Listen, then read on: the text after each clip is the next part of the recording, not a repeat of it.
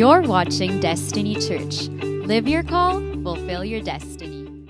Is Pastor Ben. I'm one of the pastors of Destiny Church, and in behalf of our senior pastors, Pastor Carlo and Pastor Rachelin Panlilio, ako po ang magbabahagi ng mensahe ng Panginoon para sa atin ngayong umaga. Amen po ba yun? Amen? Are you excited for the message of the Lord? Amen. Okay, by the way, before po ako magpatuloy, pwede ko bang makita yung kamay ng mga naririto for the very first time? Pwede ka bang kumaway sa akin if this is your first time? Kaway ka sa akin quickly. Yan, welcome sir, welcome. Welcome po. Welcome sa Destiny Church. And probably you're one. By the way, gusto ko palang bumati at mag-say ng hello sa lahat ng nasa online. Hello. Yan. Welcome din po sa Destiny Church, no? And kung kayo po ay napadaan dito sa aming channel, sa aming page, and kayo po ay nakita nyo po ito at you'll be hearing the message of the Lord or first time nyo ngayon dyan, pwede po ba kayong mag-type dyan ng word na FIRST, yung word na first, so that our leaders can engage you and welcome you accordingly as well. No? So, welcome po sa lahat ng mga nasa Facebook at nasa YouTube. Alright, so probably, doon po sa mga naririto for the very first time, probably you're asking, bakit ba Pastor Ben, Destiny ang pangalan ng church natin? Why do we call ourselves Destiny? Well, we really believe on that word. Okay? Ang ibig sabihin nun, basically, that you being here is not an accident. Ulitin ko, tingin kayo sa akin. You being here is not an accident. Hindi po aksidente na nag-cruise yung mga landas natin ngayong araw na ito. I believe the Lord would like to tell you something. I believe the Lord would like to touch your heart, to change you, and to speak a message na most likely kailangan mo sa season na ito ng buhay mo. So, you being here is not an accident. Sa kabila ng lahat ng mga accidents and mistakes that we had in our lives, you are not an accident. The Lord has a wonderful plan for you. Actually, there's a passage in Jeremiah chapter 29, verse 11. It says here, "For I know the plans I have for you." This says in NIV, no? Sabi dyan, "I know the plans I have for you, declares the Lord. Plans to prosper you and not to harm you, plans to give you hope and a future." Sabi dito ng Panginoon, no, may plano ako para sa'yo. Alam ko kung ano yung plano ko para sa'yo. And that plan is plan not to harm you, but to give you a future, a hope. Sa mundong ito na ang pag-asa ay parang ang hirap ng abutin, hindi mo mahagilap kung saan siya mabilis lumipad ang pag-asa sa panahon ngayon. Okay, maya-maya, andyan, maya-maya, wala na. Umasa ka pero maya-maya wala na. But our God is a God who will never paasa you. I'm so English right now. Alright? Hindi ka paaasahin ng Panginoon. Our God is a God who will give you hope. And the promise of the Lord, siya po ay ang mga pangako niya will always come into pass. Okay? That is our God. Amen po ba yun? And sabi mo sa katabi mo, welcome to Destiny Church. Alright, welcome po. Sige. Alam niyo po, tayo ay nandito pa rin sa series natin ng yung The Jesus Series, to know Him and make Him known. No? So, after yung topic nating The Call to Evangelism, about sharing the good news to other people, tayo po ay nag-jump in dun sa series ng The Jesus Series, where we're talking about to know Him and make Him known. Alam niyo po, no, very important itong series na ito, no, because our knowing of our Lord Jesus Christ with a very deep knowing has a direct relationship kung paano ka mabubuhay. Alam mo ba kung paano mo kilala ang iyong Diyos? It has a direct relationship sa buhay mo, sa identity mo, sa pagkatao mo. Maging sa iyong pananalita, sa conduct mo, sa buhay pag-ibig mo, sa faith mo, even sa purity mo. No? It has a direct relationship sa kung sino ka. Tingnan mo yung katabi mo yan. Sige, tingnan mo. Huwag mo na hingahan. Tingnan mo lang. Okay? That person, alright, who that person is, has a direct relationship kung papaano niya kakilala ang ating Panginoon. That's why it's very important for us to understand and know our Lord with a very deep knowing and to know Him. Thus, we can make Him known to other people as well. Our friends, our family members, our office mates, our classmates, no? Mga kapitbahay din natin, no? So, mahalaga po na makilala natin ang ating Panginoon. So, madami po tayong pinag-usapan nitong mga nakaraan, no, about who Jesus is, no? And ngayong araw na ito, no, we will be discussing another episode. Yan, no? Series talaga ang dating. No? Another episode of knowing Jesus as the purity to the impure. Sabi mo nga, purity to the impure. Yan, okay. Purity to the impure. Yan po yung pag-uusapan natin ngayon. Samahan niyo po ako, tayo po yung manalangin. Hingin pa natin ang presensya ng Panginoon sa ating kalagitnaan as we discuss this topic. Father, we ask, Lord God, for your wisdom, your understanding, Lord God, and your grace, Lord God, your enabling power, Panginoon, to be in our midst. We ask, Lord God, that you minister unto us and you speak unto us, Panginoon. Open our eyes, open our heart, Panginoon, and we ask, Lord God, for your presence, Lord God, to minister unto us. We ask, Lord God, for your anointing, Lord God, that will break the yoke of bondage, that will remove every impurities in our hearts, in our mind, in our body, Panginoon, in Jesus' name, in Jesus' name. Father, we welcome you. Have your way. In Jesus' name we pray. Amen. Amen. All right. So, let's jump on. Pag-uusapan po natin ang purity to the impure. Na ang ating Panginoon daw, Jesus, is the God who can be the purity sa lahat daw ng mga impure. Yan. So, purity to the impure. Siguro, no, para mas maintindihan pa natin, i-define natin yung mga words na binanggit ko. Purity at saka yung word na impure. Let's jump on sa dun sa sa first word, yung purity. Ano ba, Pastor Ben, ano bang ibig sabihin ng purity to impure? Kung si Jesus ay purity to impure, ano bang ibig sabihin nun? What is it for me?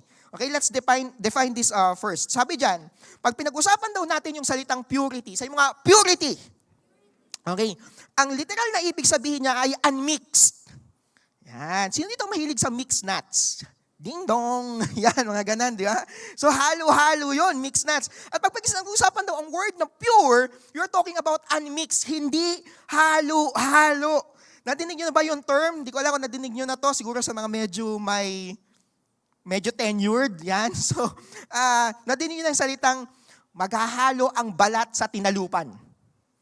Ayan, so pagka kasi nagbalat ka ng something at yung pinagbalatan ay naghalo-halo doon, abay nako, napakahirap doon. Mahirap magluto pag naghalo ang balat sa tinalupan. Okay?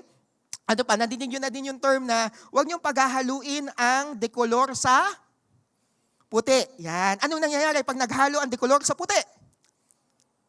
Yung puti mo ay magiging decolor. Or mapapalo ka ng nanay mo sa mga estudyanteng pinaglaban, no?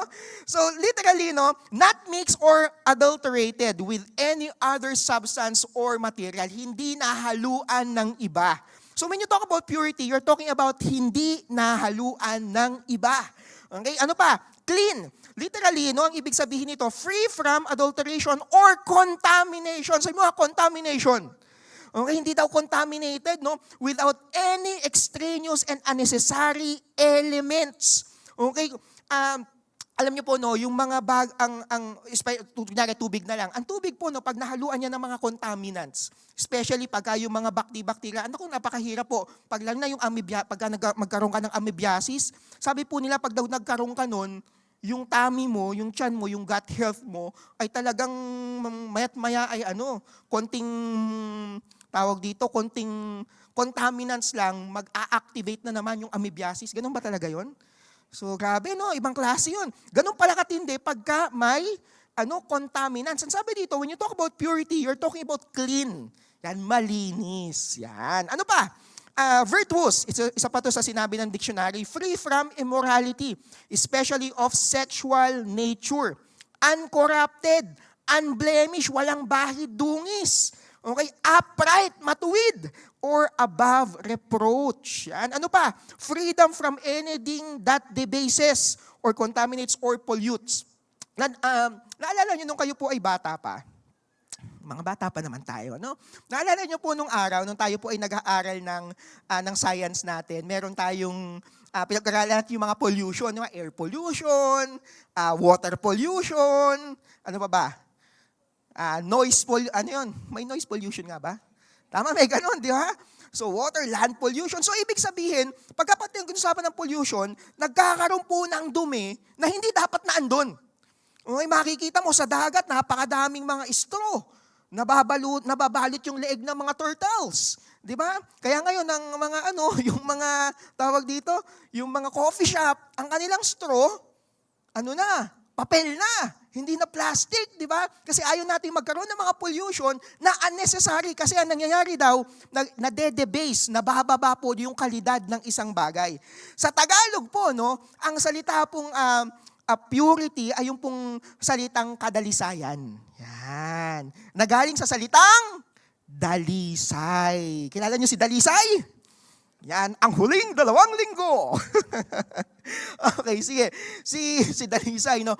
Pure. So, inawit din natin yung song kanina, no? A pure heart. Okay, ang pusong dalisay, no? Yun daw po. At pag pinausapan natin ang purity, bakit napakahalagang maintindihan natin, paano po ba, pastor, matatranslate ang isang impure na bagay into purity, to become impure? What is it, what is the value of having that purity? Okay, so pag-usapan natin po ilang bagay, no, practical things, patungkol sa purity. Pag pinag-usapan ang pure water or pure air, yan. So sa panahon ngayon, no, nakikita ko may mga nakamask ngayon dito. Yung iba gumagamit ng ng N95. Alam niyo po, ako po ay galing sa Dasmariñas, Cavite. Taga doon po kami naka-reside ngayon. So malapit kami sa may bandang Taal. So nung pong nagkaroon ng volcanic smog, hindi pa yun na-announce. Sabi ko, ba't kaya gantong itsura ng paligid natin? Ng daming fog, mahaze. So parang una natutuwa pa kami, pero parang ba't mainit? Hindi malamig. Kala namin malamig. Yung pala, fog, smog, vag. Diba? Sari-sari na yung term natin. Volcanic smog. So, ibig sabihin, may impurities na naandoon sa air. So, ngayon, ini-encourage yung iba, para ma-filter ang impurity na yon, gumamit daw ng N95 na mask. Okay? Ngayon, nung nauso yung pandemic, yung COVID-19, kailangan daw ng air purifier. So dito po sa harap, kung hindi nyo po kita dyan, dito meron pong malaking air purifier. Okay, para yung mga pagsalita ako, kung ako ay may virus, mapipilter daw, no? Siguro ganun na yung purpose nito. Yung iba, merong nakasabit na, mahal daw yun, yung may sarili siyang daladalang purified air. O ba, pambihira, di ba? Pwede mo nang dalhin at mahal yun. Okay, when you talk about pure things, you're talking about expensive things as well. Tulad pa ng pure beef. Ay, alam kayong pure beef, di ba? Pag sinabi ang pure beef, anong purpose nun? More, yung mas malinamnam. Okay, walang extender, di ba? So pag ikaw ay kasi mas mura pag may extender, di ba? Yung hindi banana peelings as an additive for burger patties, di ba? Parang research yun ng classmate ko nung high school, di ba? Banana peelings as an additive for burger patties. O kaya karton as an additive for siopaw meat. Yan. So, nagmumura pagka ganon. Maghahalo. Di ba? Gusto natin pure. Alright? Pag pure gold, mas mataas yung value. No? Pure yung relationship, stronger, happier, peaceful, and more stable. No? So, alam niyo po sa ating mga tao, very important ang purity. And if it matters to us, how much more sa ating Panginoon? Amen ba? That's why we need to understand how do we experience that purity. Kung ako po, pastor, ay naging impure. And probably sure you're wondering, pastor, ano ba nga yung word na impure? Sige, define muna natin yung word na impure yun. Pero bago ko i-define yun, basahin ko muna itong passage ito in Matthew chapter 5 verse 8. Sabi ng NIV, "Blessed are the pure in heart, for they will see God." Sabi mo sa katabi mo, there is a blessing. Okay, there is a blessing if you have a pure heart. Sabi dito, for they will see God. Okay? Yung akala natin yung iba, nag-aabang pa tayo ng blessing, ng biyaya sa sa trabaho, sa relationship. You know, just seeing God or God as a whole, He is the blessing Himself. Are you there? Having a relationship to Him, siya na mismo ang blessing. And sabi dito, blessed are the pure in heart, for they will see God. No, sabi sa The Message Translation, same passage, sabi diyan, you are blessed when you get your inside world, your mind, and your heart put right. When you see God in the outside world. Yan. Then you can see God in the outside world. No? So, some verses about sa purity, no? I-define muna natin yung word na impure. Yan. So, impure. Ano ba yung word na impure? Pag pinag-usapan po natin yung word na impure, you're talking about yun nga, mixed with foreign matter, adulterated, mixed with something else that is usually not as good. This is very good, pero nahaluan ng not so good. Yun ang tinatawag na impure. Dirty, unclean, mixed with another color, ayan na nga, pinag-usapan yung damit, no? Morally wrong, especially in sexual matters. Ngayon po, nagkahalo-halo na, di ba? Magugulat ka, bakit nasa CR tong ano na to? Naghalo na. Na-mix na. Di ba? Bakit ganun? Bakit malalim yung boses ng katabi ko dito? Nasa CR ako ng babae. Ang lalim ng boses niya. Anong nangyari? Bakit ako high pitch ngayon? Sorry. Di ba? Napansin nyo, naghalo-halo na. Mixed up. Okay. Sa ano pa sabi dito? Defiled, contaminated, with substances that are present in small quantities. Ito, maaring maliit man daw. Okay? Pero, na-mixed up siya. Okay? In another substance, and it make it dirty or of an unacceptable quality. Sabi ito, hindi katanggap-tanggap. Okay, may mga QA ba tayo dito? Alam ko meron tayo dito mga nasa quality assurance, no? Sa QA, pag nakita nila kung mali ito, nahaluan, hindi katanggap-tanggap. Ayaw mo nun. Pag may nahaluang, nyari, may kumakain ka, may nahalong, parang hindi dapat na andito itong bagay na to. Hindi katanggap-tanggap. Nire-reject ang mga impure. Are we there? Are we there? Are you getting this? Okay, so malinaw yung pure tsaka yung impure. Okay, so ngayon, may basahin akong passage dito. Saan ba, pastor, nanggagaling yung impurity na yan? Alright, so basahin ko sa sinabi ng Panginoon sa Mark chapter 7, verse 14 to 23. Introduction ko pa lang po ito, no? Sabi dito, then Jesus called to the crowd to come and hear. So, sa context na ito po, ay tinawag ng Panginoon yung mga tao. At may sinabi siya. Sabi ng Panginoon dito, all of you listen, he said, and try to understand. It's not what goes into your body that defiles you. Hindi daw yung kinain mo, yung pinasok mo sa katawan mo, ang nagde-defile sa'yo or nagme-make sa'yo na impure. You are defiled by what comes from your heart. Ang defilement daw ay nagmumula sa kaibuturan natin. Apparently, it's not from the outside, but from the inside. Then Jesus went into a house to get away from the crowd, and his disciples asked him what he meant by the parable he had just used. So ngayon, lumapit yung mga disciples, sabi niya, Lord, ano bang ibig sabihin ng sinabi mo na yun? And explain ngayon ni Jesus, sabi niya, don't you understand either? He asked, can't you see that the food you put into your body cannot defile you? Food does not go into your heart. Tama, ang pagkain hindi man pumapasok sa puso, no? Sa stomach yan. Okay, but only passes through the stomach and goes into somewhere else.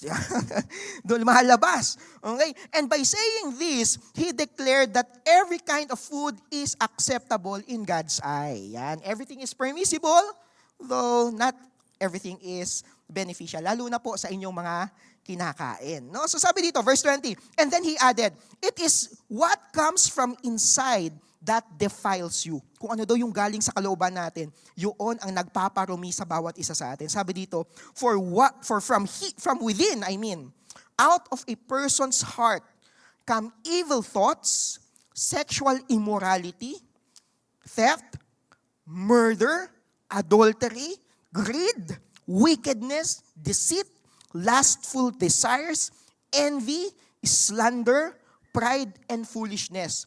All these vile things come from within. They are what defile you. So here makikita natin na ang impurity pala, yung defilement, ay nagmumula sa mga puso natin. And apparently, ang pusong ito, hawakan mo yung puso mo, tumitibok pa ba yan? Yung pusong yan, ay pusong, akala natin, di ba, nadinig na kayong term na, sundan mo lang puso mo. Just follow your heart. Kapatid, just follow your heart. Alam mo, sister, gusto ko siya. Ay talaga, sige, follow your heart. Magandang payo ba talaga yon? Basahin natin. Jeremiah chapter 17, verse 9. May nagpayo ba ng ganon? Huwag mo nang tingnan yung katabi mo. Okay lang yan. Dito tayo natututo. Okay, we're learning and we're growing. Sabi dito, Jeremiah chapter 17, verse 9. Sabi ng NLT, the human heart. Okay, hawakan mo ulit yung puso mo. Hawakan mo yan, hawakan mo. Damdamin mo. The human heart is the most deceitful of all things. Ang puso daw ng tao ay mandaraya. Pambihira, no? Mandaraya. Nadaya ka na ba? Napagsinungalingan ka na ba? Okay? Nasabi na ba sa yung ikaw lang, pero meron pa palang iba? Tahimik tayo. Okay, so sabi dito, mandaraya. May yung iba na dinadaya tayo, na-scam ka na ba? Sinabi na ikaw daw ay your iPhone now is to be delivered. Nakakasip ba kayo ng email na gano'n? Yeah? iPhone 15. Okay, madaming nandaraya from the outside, pero sabi dito, the most deceitful above all things ay ang ating mga puso. Sabi dito, ang ganda ng sunod na sinabi, no? Kung hindi siya talaga maganda. Sabi niya, and desperately wicked. Who really knows how bad it is? Sinong nakakaalam gaano kasama ang pusong yan? Pambihira. At kaya pala doon nagmumula ang lahat ng impurity ng tao. So ngayon ang tanong natin, so Pastor Ben, paano na yan? Pwede bang tanggalin to? Pwede bang mag-heart transplant? So lahat tayo impure, paano na yan? Who can see God? Kala ko ba blessed are the pure in heart? For they can see God. Saan natin, Pastor Ben, makukuha yung blessing na yan? Itong puso na to, mandaraya. Desperately wicked. Ilang New Year's resolution na po, malapit na naman po mag-January, mag-New Year's resolution na naman ako. Kaya lang mandaraya yung puso ko. Sabi ng puso ko, sundan ko lang tong app na to. Papayat ako. Nadaya ako. Alright? Sabi ng motivational speaker, sundan ko daw yon. Okay na, business. Lugi ako ngayon. Nadaya ako, Pastor. Are we there? Wicked yung puso. Ngayon, magdi-decide na naman tayo. Susundan ko pa ba to? Pastor, paano na yun? Ano gagawin namin? That's why it's very important to know our God. To know Him and make Him known. Because how you understand Him and how you know Jesus will determine how you will be living your life, how you will experience purity. Sa kabila ng impure na pusong ito, nasa flesh pa tayo, itong broken world na ito, a lot of impurities, tumingin ka lang sa social media, sari-saring impurity na makikita mo dyan. Manood ka ng TV, sari-saring impurity na. Mga patalas na, dumaan ka lang ng AIDS, sari-saring impurity na makikita mo dyan. Bukod pa yung sa mga iniisip natin. Bukod pa yung mga nakikita natin sa social media, grabe yung generation na to. Impure. Halo-halo na, mixed up. Hindi mo alam anong tama sa mali. Hindi mo alam anong totoo sa hindi totoo. Nagkahalo-halo na. Pastor, paano yun?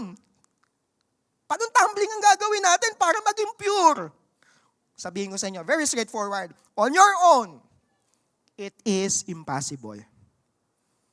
Mahirap maging pure on your own. At sinubukan na natin yan, ilang beses na. Ilang beses ng notes at checklist ang nilagay mo, I will be pure sa area na to. On your own, impossible. On our own, impossible. But with Jesus, it is possible.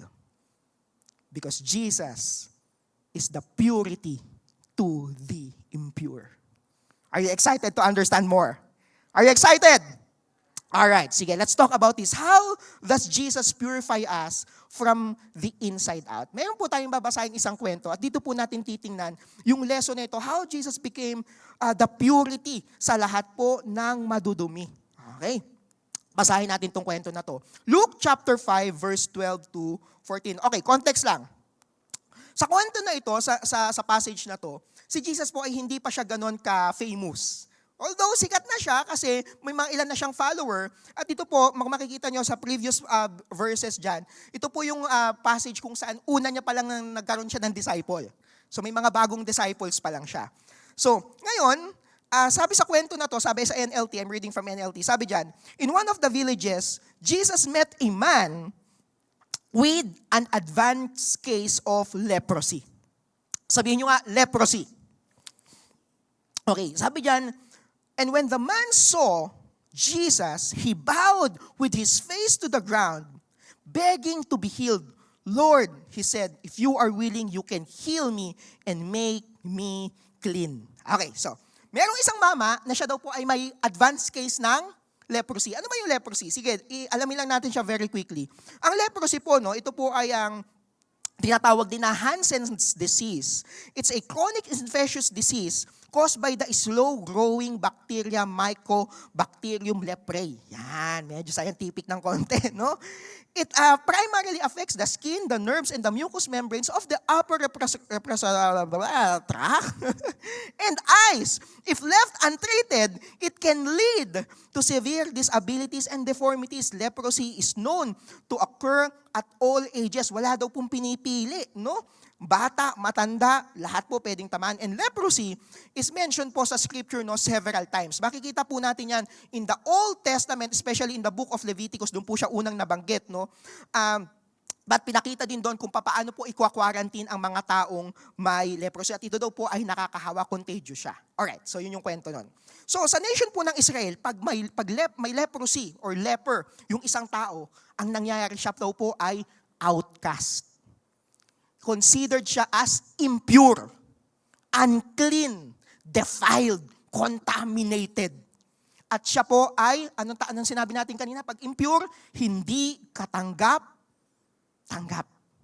So anong nangyayari po sa mga leper, ina-outcast siya, hindi yan katanggap, impure yan, walang hahawak, at lahat ng humawak sa kanila ay considered na impure din. Ganun po. So grabe po yung law ng nation ng Israel pag pinag-usapan ng impurity. Nako, impure yan, wag hawakan, wag tabihan. Nako, impure yan. Nako, pinandidirian. Kasi tunay nga naman, mahahawa ka. Actually, yung iba po sabi, airborne din daw po ito. Yung iba, pagka napahawa ka, pwede ka ding magka-leprosy. Ganun po yung nangyari, especially nung time na ito. So ngayon, ang nangyayari, inilalayo, inihihiwalay.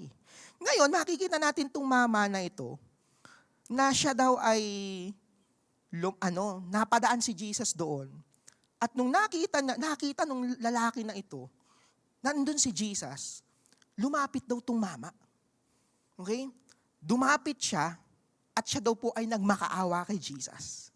So ngayon, dito sa kwento na to, makikita natin kung papaano nagkakaroon ng purity sa isang taong wala ng pag-asa. Alam niyo po yung mga ganon, yung pagka may leprous ka, ang mangyayari daw po, pati yung pakiramdam mo, namamanhid ka na. So hindi mo nararamdaman na, kunyari, ikaw po ay nagluluto, tapos nagpipirito ka. Dahil wala kang pakiramdam, minsan yung kamay mo napipirito na, nang hindi mo alam. Nagkamot ka, di ba, minsan pag nagkamot tayo, yung pag sobrang kamot ka, nagkakasugat. Pero dahil sila walang pakiramdam, pag nagganon sila, minsan sobrang diin na pala at nagkakasugat na. Yung iba, nagtatanggal-tanggal na yung tenga, nahuhulog na yung ilong, natatanggal na yung mga daliri, na sorry po, medyo kadiri po yung nag-uusapan natin. Pero ganun po yung kwento, no? Napaka-impure, no? So, sorry, impure naman yan. Okay, ganito po yung bangat ng taong leprous, no? Pero sabi po dito, na ito daw mamang ito, itong mamang may leprous na to, nung nakita niya si Jesus, he bowed with his face to the ground and begged to be healed. Sabi niya, Lord, pagalingin mo ako. Okay? Tandaan nyo, may bagong disciple si Jesus nito. So kailangan i-prove ni Jesus na ako ay pure. Or else yung mga disciples niya baka mag-alisan. Tama? So nakikita niyo yung At ito po yung mga unang panahon na si Jesus po ay, public ministry na siya. And he need for the people to see that he is indeed the Son of God, the Messiah, so that people will follow him. So crucial itong moment na ito. May leper na lumapit, anong gagawin ng mamang ito ng Messiah? Lalayo ba siya? Bawal mahawakan? Kasi pag na-impure yun, hindi na susunod yung, pag na-impure din si Jesus, wala nang follower. Ganun yun. So ngayon, eto na. Lumapit yung mama. At paglapit niya, sabi ng mama, Lord, if you're willing, you can heal me and make me clean. And Jesus reached out and touched him. Ano ginawa ni Jesus? Hinipo yung mama na leprous. Aba, pwedeng sabihin ng mga tanda ko, impure na din si Jesus. Sabi natin, ito pa may sinabi pa siya, I am willing, be healed. Aba, may sumunod na nangyari. Instantly, the leprosy disappeared. Tandaan nyo, advanced case na yung leprosy nito. Hindi natin alam kung gano'n naka-deform ang itsura nitong mamang ito. Gano'n kadaming benda na nakatali sa kanmay niya. Gano'n kadaming, minsan di ba pag nagkatagiyawat ka, nakaka-stress. Tama, di ba? Parang, ay, may tagyawa to, hindi mo lang pa natatakloban, lalo na pag high school ka, di ba? Lalagyan mo ng band-aid or whatever, di ba? Or minsan magsusumbrero ka ng sobrang hanggang baba, di ba? Or minsan gusto mo maglagay ng belo, kasi nahihiya ka pagka may mga sugat-sugat ka, di ba? Pero imagine mo tong mama na to, most likely, ang tindi ng pinagdadaanan nito. Pero bigla na lang daw, advance na yung case niya, pero bigla na lang daw nawala yung leprosy. Then Jesus instructed him not to tell anyone what had happened. And he said, go to the priest and let him examine you. Kasi ang gagawin, para malaman na ikaw ay free na at clean ka na, may mag-i-inspect sa'yo. Tingnan nga natin, ikaw ba talaga ay wala ng leprosy? I-check yun. May mga taga-check. At mga priest po yun. So, sabi niyo, take along the offering required in the law of Moses for those who have been healed of leprosy.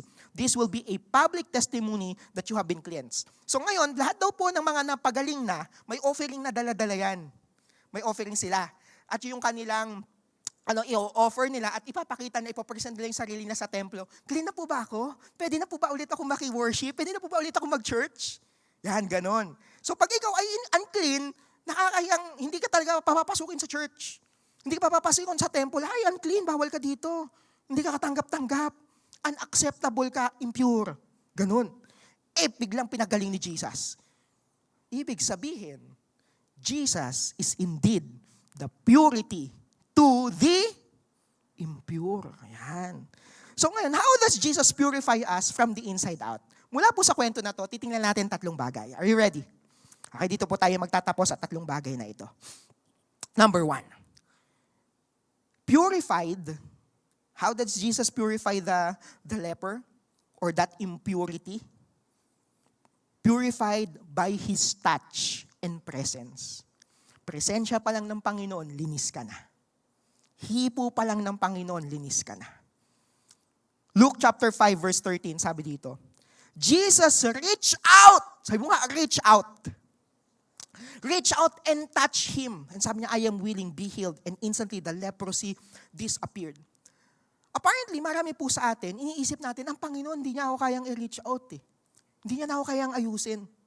Hindi niya, wala nang makakapagbago sa akin, madumi talaga ako o nadumihan na ako. Probably, some of you who's listening right now, probably yung iba na nasa social media as well, baka yung iba sa inyo, na na-abuse ka, na may trauma na nangyari sa'yo, and you're thinking, wala na, impure na talaga ako. Ito na nangyari sa akin, itong mundo na to, na impure na ako. Nandumihan na ako, adulterated na ako, contaminated ako ng kasalanan. And minsan yung iba sa atin, dapat pa ba akong bumalik sa church? Saka na lang pag ako ay pure na. Hindi ka magiging pure at di ka makakabalik sa church on your own. Kaya nga, kailangan natin ang presensya ng Panginoon. At ang hipo at presensya ng Panginoon, yun ang magpapalinis sa atin. Hindi mo kailangang maging okay para mag-church. Praise God. Buti na lang ganun ang church. Kasi kung hindi ako napapadpad sa church. Kasi po ako po ay hindi, parang itsura ko, kumbaga, I can relate doon sa sinabi ni Isaiah, sa Isaiah chapter 1 verse 6 na, ang isang taong makasalanan daw mula sa kanyang, sa tuktok ng kanyang ulo hanggang sa talampakan niya, puro sugat. Puro nagnanaknak na sugat na wala man lang naglagay ng benda. At ganun yung itsura ko. So, syempre, pag ganun yung itsura mo, nakakahiyang lumapit. Sa mga mukhang mababait. Tingnan mo nga katabi mo. Baka mababait yan? Yung church ba natin, mababait, nakakaya naman pumunta sa Destiny. Kasi mababait yung mga nandyan. Holy sila, pure sila, ako impure. Hindi po. And church is a place of impure people na pinupurify ng Panginoon. Apart from the presence of the Lord, wala ni isa po dito sa atin. Ang karapat dapat, ang acceptable, ang katanggap-tanggap, apart from the Lord. Sabi mo sa katabi mo, walang katanggap-tanggap. Pero buti na lang, because of Jesus, you can be pure. Sabi, Jesus reached out. Pastor, paano ba mag-reach out kay Lord? Hindi mo alam, ikaw nag-reach out niya. Kaya ka napadpad dito, kaya may nakapag-invite sa'yo. He's reaching you out. Isaiah chapter 59 verse 1, sabi dito, surely the arm of the Lord is not too short to save, Di maikli ang kamay ng Panginoon. He can touch you. He can reach out to you. Saan man, sabi nga no, you can run, you can hide, but you cannot escape my love. Alam niyo yun? Sorry, 90s na 90s ako But really, that is God. Hindi maikli ang kamay ng Panginoon para abutin ka at i-purify ka. Are we there? Sabi sa isang translation, isang account, another account, Mark chapter 1 verse 41, sabi dito, moved with compassion, Jesus reached out and touched him. Sabi doon, highlight ko lang yung word na yun, no? Moved with compassion. Ito po sa account ng Gospel of Mark, no? Moved with compassion. Alam niyo po ang ating Panginoon ay napakamawain. He is full of compassion. He is full of love and mercy sa kabila ng lahat. Hindi ko po alam kung gaano kadumi at gaano ka-contaminated at polluted ang buhay mo. But one thing that I can tell you, the Lord, hindi siya mahihinder ng kahit na ano pang dumi. At yun nga, leprosy na ito, yung pinag-uusapan ng mama, sabi niya, hindi ako papayag na hindi ko aabutin yung tao na yan. Hindi maikli ang kamay ng Panginoon para abutin ka. Sabi mo sa katabi mo, inaabot pala tayo ng Panginoon. Yes, inaabot ka ng Panginoon.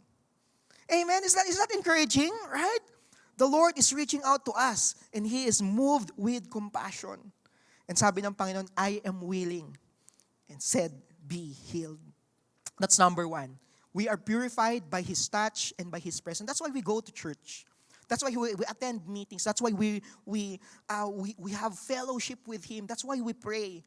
Because by His touch, doon po tayo napipurify. Apart from that, kahit na anong tumbling ang gawin natin, tayo ay mananatiling madumi. Kahit na ano pang self-help book ang basahin mo, tayo ay mananatiling madumi. But by His touch, we can be made pure. Amen, Destiny! Amen! Pangalawa, purified by His Word. Okay. Purified by His Word. Una, purified by His touch. Pangalawa, purified by His Word. Luke chapter 5 verse 13, sabi dito, Jesus reached out and touched him. Ano sunod na sinabi? I am willing. He said. Sabi dito, He said.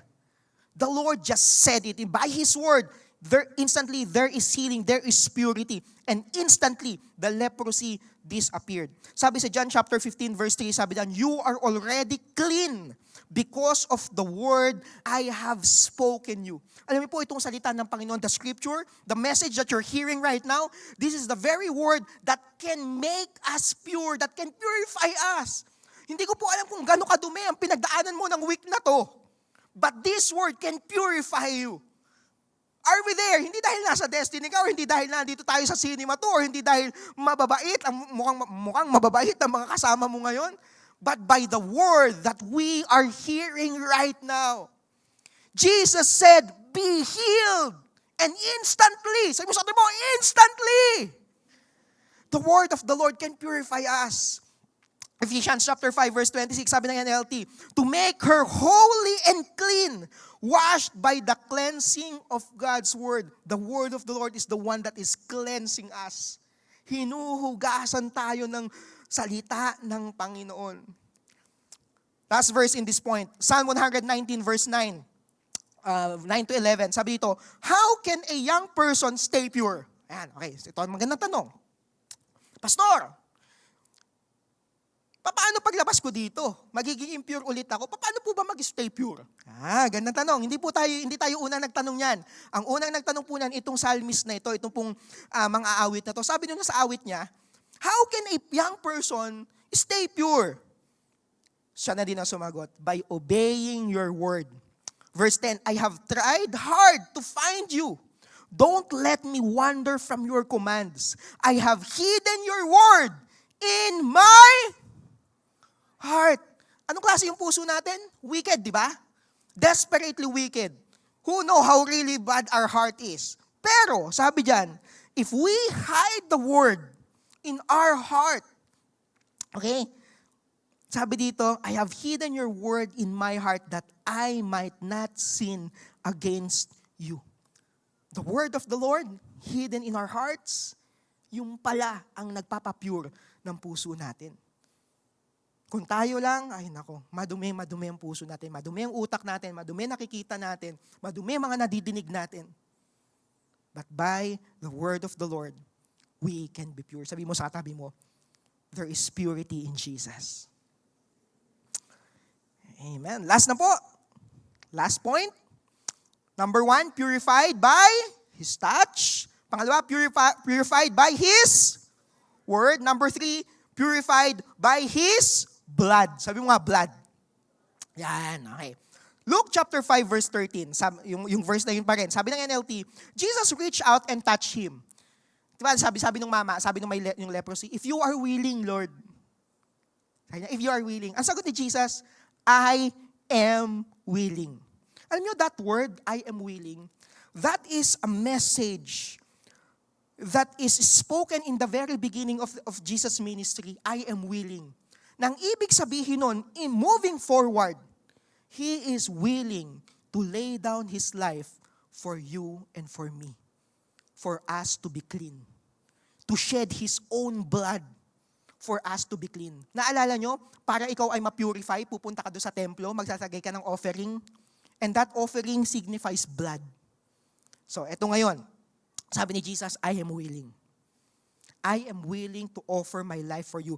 I would like to jump on 1 John chapter 3 verse 16. Cross-reference lang po. Sabi sa Amplified Translation, medyo mas maingay ito ng konti, mas malakas, amplified siya. By this we know and have come to understand the depth and the essence of His precious love, that He willingly, sabi mo nga, willingly. Hindi ito si Kuya Will, pero willingly. Gabi, bigyan ng jacket yan. Okay, willingly laid down His life for you and for me, for us. Hindi siya pinilit. Parang, pipilitan ako, sige na, kawawa naman yung bending last na yan. Papunta sa impyerno yan eh. Sige na nga. Napilitan lang siya para isave ako. Hindi siya napilitan. Willing siya. And doon sa leper, kawawa naman tong leper na to, sige na nga, tagal mo nang matatanggal na yung ilong mo, nahulog yung mata mo, sige na nga. Hindi siya ganun eh. Willing siya. Sabi niya, I am willing. I am willing. Sabi dito, willingly laid down His life for us. Bakit? Tanong mo sa katabi mo, bakit? Sagutin natin, because He loved us. Pambihirang pag-ibig yan. Pag-ibig na aabutin yung madumi. Pag-ibig na kahit na anong tago gawin natin, He's there for us. He will reach out and touch us. And even lay down His life because He loved us. Hindi dahil mahal natin siya. Hindi dahil okay tayo. Yun nga, impure tayo eh. Because He loved us and we ought to lay down our lives for the believers, pambihira. No, 1 John chapter 1 verse 7, another verse. Sabi dito, but if we are living in the light, as God is in the light, then we have fellowship with each other. And the blood of Jesus, His Son, cleanses us from all sin. Kano man yung kasalanan na nakumit natin, the Lord is cleansing us by His blood. Not our own strength, not our own works. Hindi yung pagpunta mo dito, nagpapalinis lang sa'yo, mag-church ako, lilinisin ako ng Lord, madumi ako ngayon. But God willingly did it. Amazing, right? Hebrews chapter 9 verse 13 to 14, sabi dito, under the old system, so yung old system na tinutukoy po dito, ito yung mag-o-offer ka ng blood para ikaw ay mapatawad. Ganun kasi yon nung araw. So pagka ikaw ay may kasalanan, lalapit ka dun sa priest, ako po ay makasalanan, ako po ay impure, okay, kailangan mo ng offering, hahatiin itong baka na ito sa gitna, madaming dugo, ganito gagawin, ganun, madaming ritual. Pero sabi dito, under the old system, the blood of goats and bulls, ayan na nga, ito yung sinasabi dito, and the ashes of the heifer could cleanse the people's body from ceremonial impurity. Ayan na. So sa nation kasi na Israel, ganun yun. Pag impure ka, kailangan mo mag-offer ng mga, dito, kambing, bull, ito, yung kambing din yung heifer, parang ganun din yan eh. Para daw ikaw ay maging matanggal yung impurity mo. Verse 14, just think how much more the blood of Christ will purify our conscience Onsian says, from sinful deeds so that we can worship the living God. For by the power of the eternal Spirit, Christ offered Himself to God as a perfect sacrifice for our sins. May kabayaran ng kasalanan. And by His blood, we can be made pure. Sabihin mo sa tabi mo, by His blood, we are made pure. Amen, no? Amen. Hebrews chapter 9 verse 22, sabi ng NLT, in fact, according to the law of Moses, ito yung law na sinasabi ko kanina, nearly everything was purified with blood. So pag may madumi, kailangan lang ng dugo. Okay? For without the shedding of blood, there is no forgiveness of sin. And at the cross, Jesus' blood was shed. Para kanino? For you and for me. He died on the cross. His blood was shed. And ito po hindi kwentong bayan. This is well accounted, sangkatutak yung witnesses. Nung araw na yon, nakakita na ko, namatay yung mama. After 3 days, that guy, Jesus, rose from the dead. It's well accounted. Ang daming witnesses. Sa rule of court po, pag may ebidensya, may mga eyewitnesses, ako napakatindi. Hindi po madedebunk yung ano na yon, yung argument na yon, na yung mama namatay pero muling nabuhay. And that is Jesus right there. He is the ultimate and the eternal sacrifice for the purity para sa ating mga impure. Amazing, right? Amazing. And to end, no, siguro very quickly in 5 minutes i-share ko po ito. Itong leper na to, ano yung ginawa niya? Doon sa binasa nating passage kanina, sa Luke chapter 5 verse 12, sabi ng NIV, while Jesus was in one of the towns, a man came along. Sabi mo, a man came along. Okay? So it's about coming to Jesus.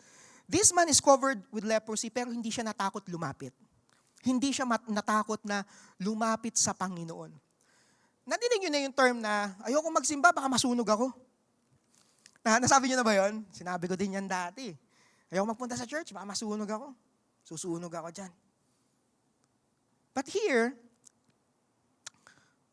that is a lie from the end. The enemy is a liar.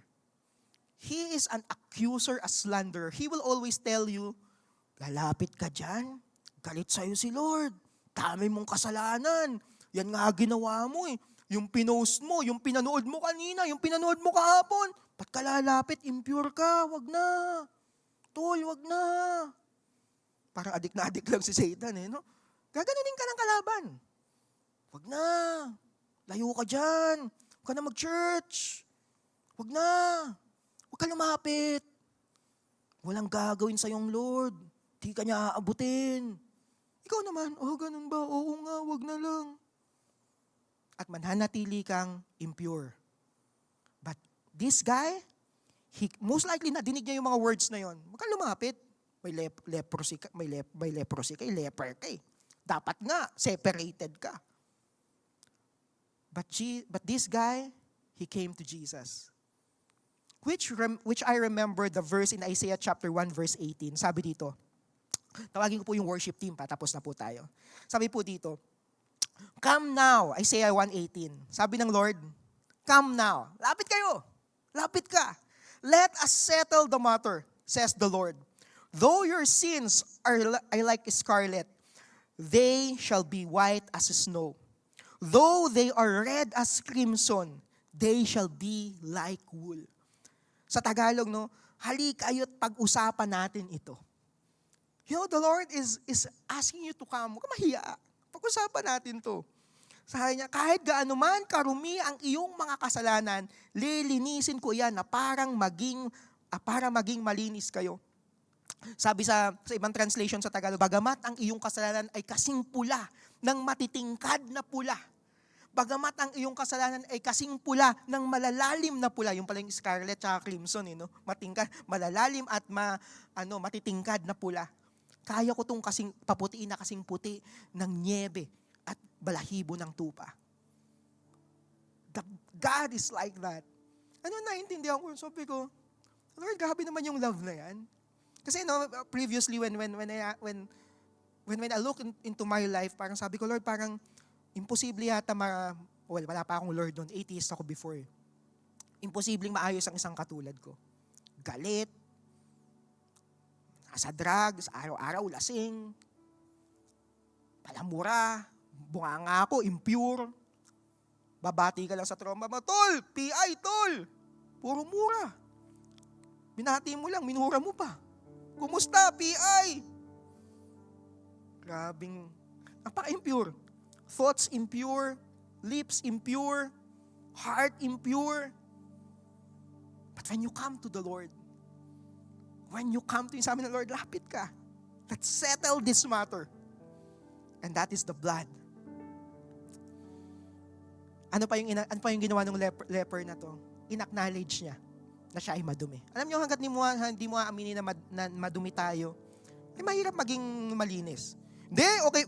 Alam niyo yung maong mo, sabi labhana, hindi, okay pa yan. Hindi magiging malinis yung maong mo, hanggat di mo nilalaban yan. At acknowledge na madumi na. Minsan tumatayo na siyang mag-isa di ba? Ayun na, may buhay na siyang sarili. Okay? Pero pag acknowledge mo, ay madumi na, lalabhan ko na. Doon ka magkakaroon ng realization, ay kailangan ko nang ayusin to. Etong mama na ito, no, yung leper na to, he acknowledged, and when he saw Jesus, he bowed with his face to the ground, begging to be healed. Alam niya, may problema siya. At ang sabi niya, Lord, if you are willing, you can heal me and make me clean. Like this psalmist, itong psalm ni David na to, no? Psalm 51. Ito yung portion, ito yung story niya kung saan napakatindi po ng kanyang impurity, si David. Ito yung kanyang song. Sabi niya, have mercy on me, O God. Because of your unfailing love, because of your great compassion, blot out the stains of my sin. Wash me clean from my guilt. Purify me from my sin. For I recognize my rebellion. It haunts me day and night. You recognize it. You acknowledge it. And against you and you alone have I sinned. I have done what is evil in your sight. You will prove right in what you say, and your judgment against me is just. For I was born a sinner. Yes, from the moment my mother conceived me. But you desire honesty from the womb, teaching me wisdom over there. Verse 7, purify me from my sins, and I will be clean. Wash me, and I be whiter than snow. Ayun, katulad ng verse na binanggit natin kanina sa Isaiah.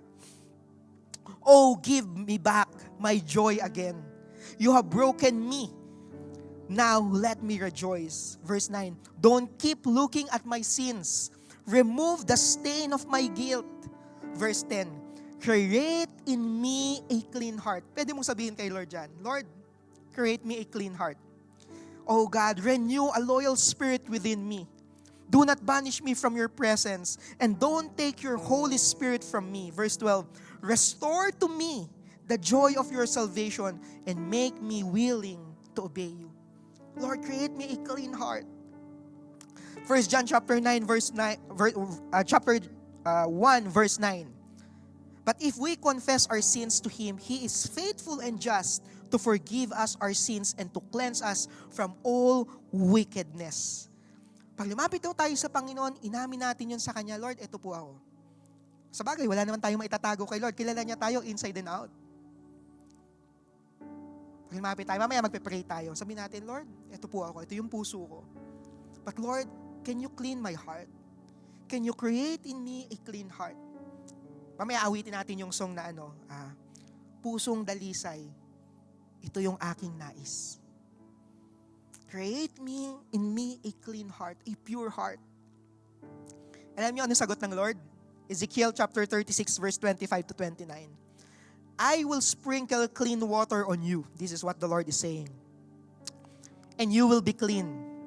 I will cleanse you from all your impurities and from all your idols.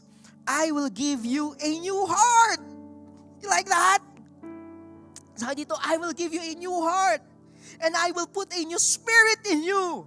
I will remove from you your heart of stone and give you a heart of flesh.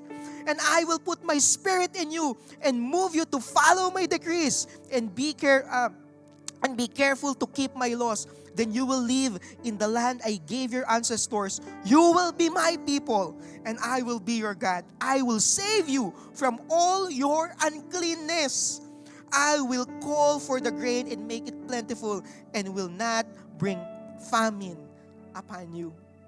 And that is our God.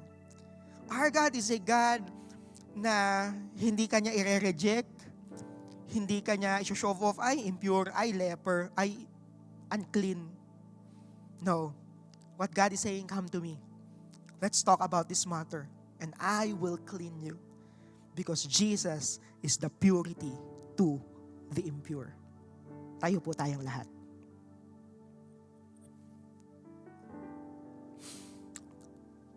Yes.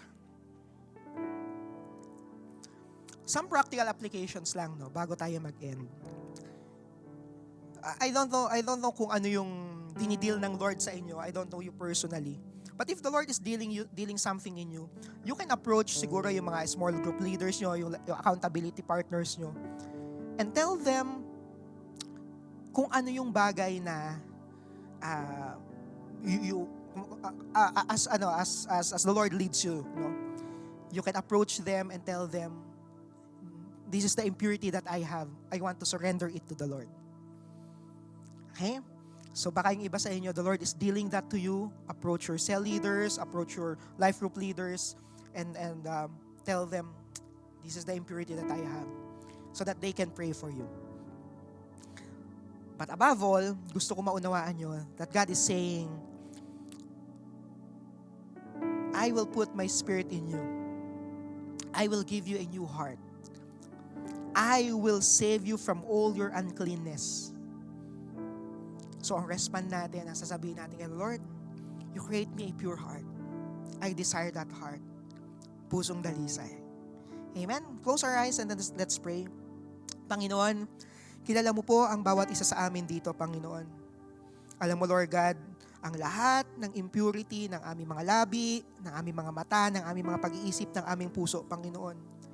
And Father, right now we would like to come to you and we would like to ask, Lord God, for your hand, Lord God. You said in your word, your hand is not short, your arm is not short to reach out unto us. Father, we are reaching out to you, Lord God, and saying, Lord, we would like to reach out to you, Panginoon. Abutin mo kami, Panginoon. Abutin mo itong mga puso namin. Create in us a clean heart, a pure heart. Renew a right spirit within us, Panginoon. In Jesus' name, in Jesus' name. And right now, if you're that person, all eyes closed, all heads bowed. If you're that person, you're saying, yes, Pastor Man, I desire a clean heart. Yung pusong dalisay. Right now, I would like you to raise your hand. I would like to pray for you. Yes, Lord. Father, you're seeing these hands raised. Kilala mo sila. Alam mo yung struggle sila, Panginoon. And Father, as you said in your word, you are the God who can save us from all our impurities. You are the God who touched that leper. And instantly, that leper, Lord God, became clean, Lord God. And Father, right now, we're asking, Lord God, that you touch us too, Panginoon. In Jesus' name, Lord God, in Jesus' name. Father, minister unto these people, Lord God, in Jesus' name. In Jesus' name. Pusong dalisay ang aking nais. Come on, let's make this a prayer to the Lord. Nalikhain mo, Diyos, para sa akin. Pusong dalisay ang aking nais.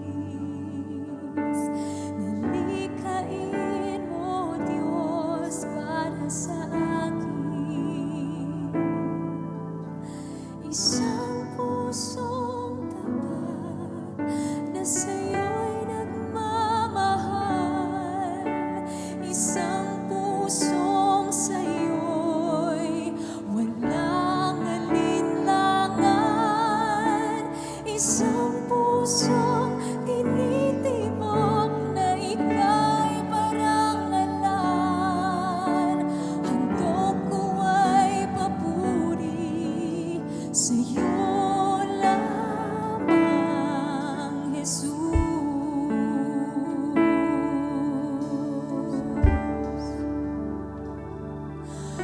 Pusong dalisay ang aking nais. Nalikhain mo, Diyos, para sa akin. Come on, the Lord is cleansing you right now. Pusong dalisay ang aking nais. Nalikhain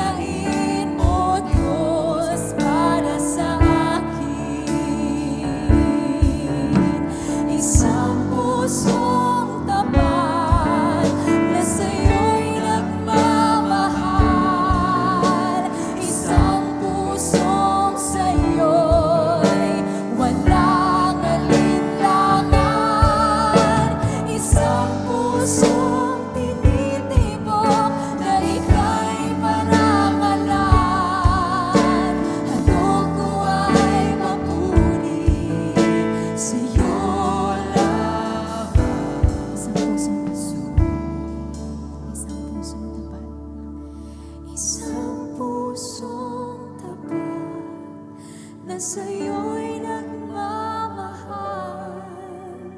isang pusong sa'yo, walang alinlangan, isang pusong tinitibok na ika'y parangalan. Handog ko ay papuri sa'yo lamang, Jesus. Yes, God. Father, purify our hearts, Lord God. Purify our lives. Panginoon, alam mo ang lahat ng kasalanan at karumihan ng mga puso namin, Panginoon. And Father, right now, you minister unto your people. For those, Lord God, who have lust sa kanilang mga pag-isip, sa mga puso, purify us, Panginoon. Sa lahat na may mga galit, mga hindi mapatawad, purify us, Panginoon. Sa lahat, Lord God, ng may maruming nakaraan, naabuso man sila, Panginoon. Panginoon, dalangin ko po, linisin mo kami, Panginoon. And indeed, you are the God who can give us a clean and pure heart, pusong dalisay. Ikaw ang Panginoon na namatay sa cross, Lord God, at by your blood, you can cleanse, Lord, you can clean, Lord God, all our impurities, Panginoon. In Jesus' name. In Jesus' name, Father, we thank you, Lord God, for this time. We thank you, Lord God, for your word. In Jesus' name. In Jesus' name. Right now, if this is your first time, even though sa mga kasama namin sa Facebook and sa YouTube, and for those sa mga kasama namin dito, first time mo or matagal ka na namin nakakasama, but you haven't surrendered your life to the Lord, alam niyo po, when we surrender our life to the Lord, He will come into our lives. And when He is in our heart, in our lives, nagkakaroon tayo ng opportunity nun na gawin siyang Panginoon at tagapagligtas ng buhay natin. Ano yung ibig sabihin nun? Ibig sabihin, all the impurities that we have, ang ating Panginoon, kaya niyang tanggalin ang mga ito. I'm not saying that this is an overnight thing, but what I'm saying is the Lord will be with you and He will help you. He will sanctify you day in and day out. Right now, if you're that person, you're saying, for the very first time, you're saying, Pastor Ben, I would like to surrender my life to the Lord. I would like to give my life to Jesus right now. Right now, if you're that person, I would like you to raise your hand and I would like to pray for you. Anyone?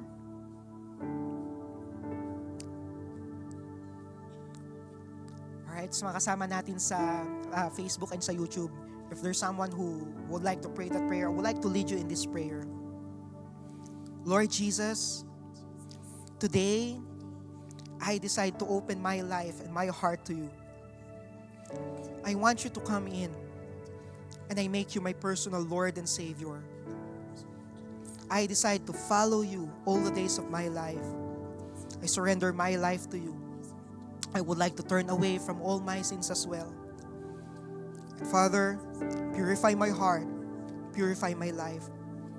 In Jesus' name, amen. Amen. Father, for those people who pray that prayer, I pray you show yourself strong sa buhay nila. Mangusap ka sa kanila, Panginoon. Hawakan mo po ang kanilang mga kamay, Lord, so that they will be making the right decisions moving forward, Panginoon. In Jesus' name. In Jesus' name. Father, we thank you, Lord God, and we bless you. We glorify you. In Jesus' name we pray. Come on, Destiny, let's say amen to that. Amen. Amen. Praise God. Thank you, Pastor Ben, for that powerful word. No, just a couple of practical things. No, as we how do we live out this idea of purity? No,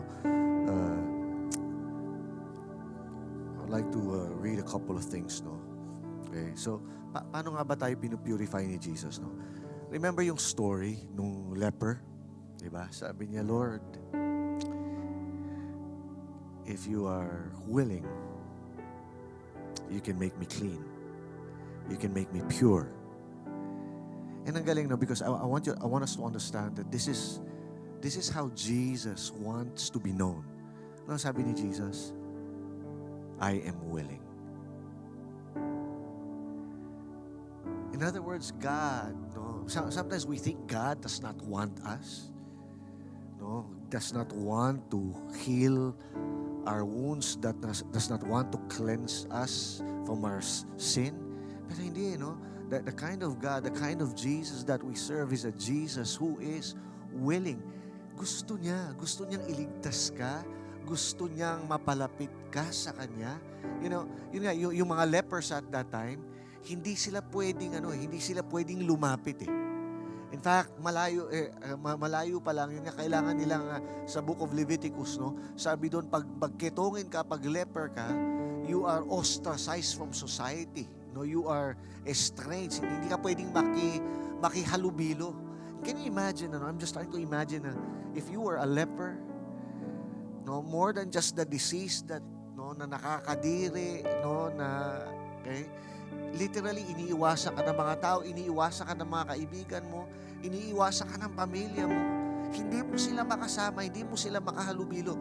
And diba, isn't it true that one of the greatest fundamental needs of us as human beings is our need to belong, our need for intimacy, to be surrounded by people who love us and accept us. No? When you are impure, when you are unclean, you don't get to experience that. A leper, no, hindi niya makasama yung pamilya niya.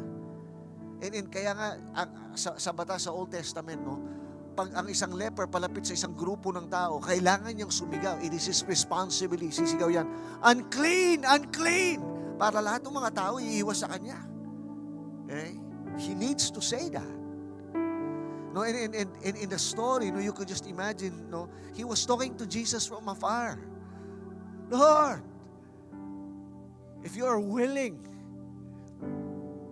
you can make me clean.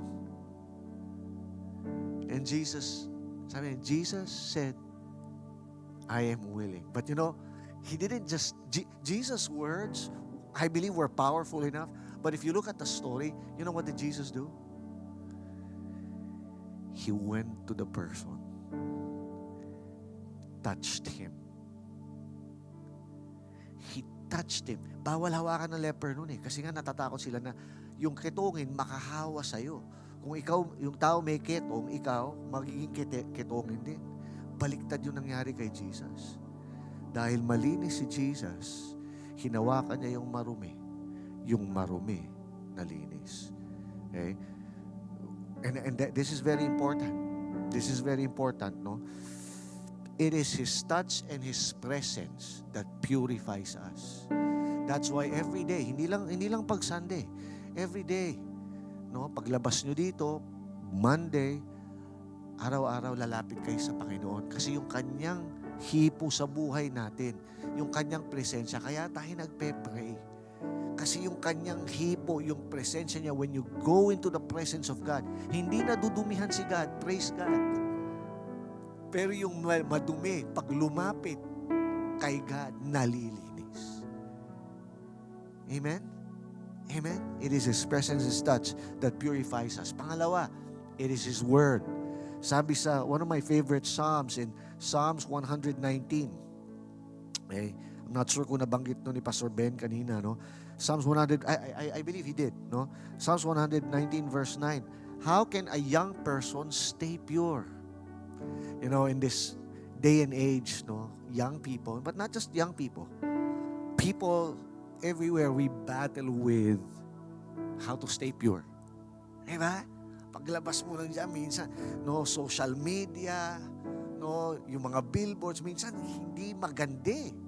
Yung mga naririnig natin, no, this morning, there was a song that my daughter was singing, and she didn't know what it meant, but I knew that it meant something not good. And I told her, where did you hear that song?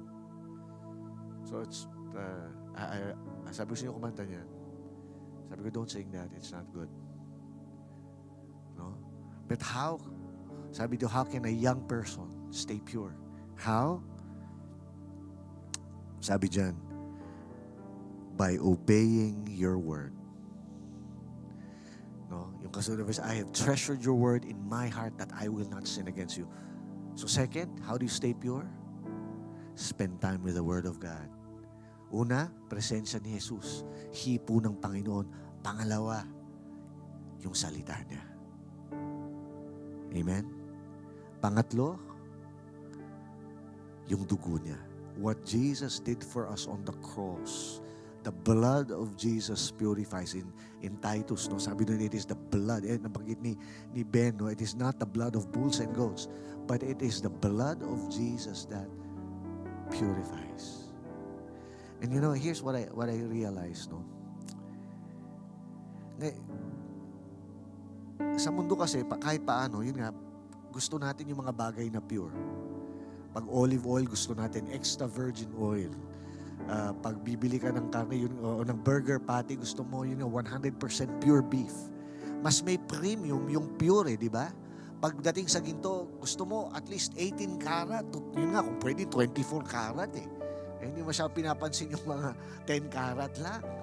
No? Gusto mo pure. Pero nakakalungkot kasi sa mundo, mataas pa yung mga sa mga bagay, sa material things, we put premium for things that are pure. But unfortunately for our own lives, for example, no, hindi na masyadong binavalue ang purity.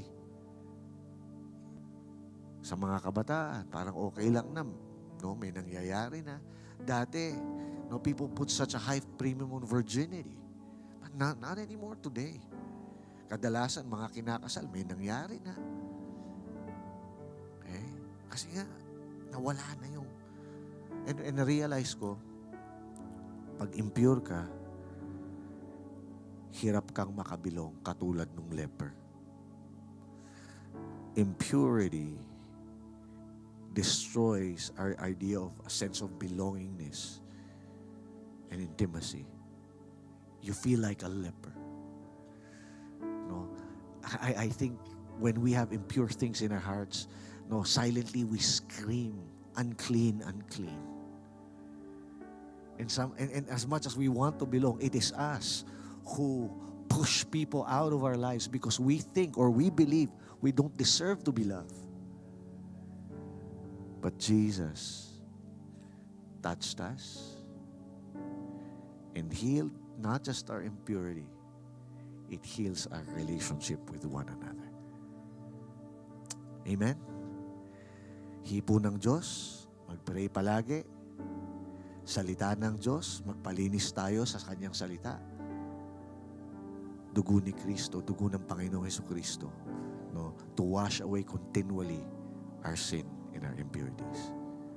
Amen? God bless you guys. You're watching Destiny Church. If you would like to check more resources or donate to this ministry, you can download the Destiny Church PH official app or log on to www.destinychurch.org.ph/give.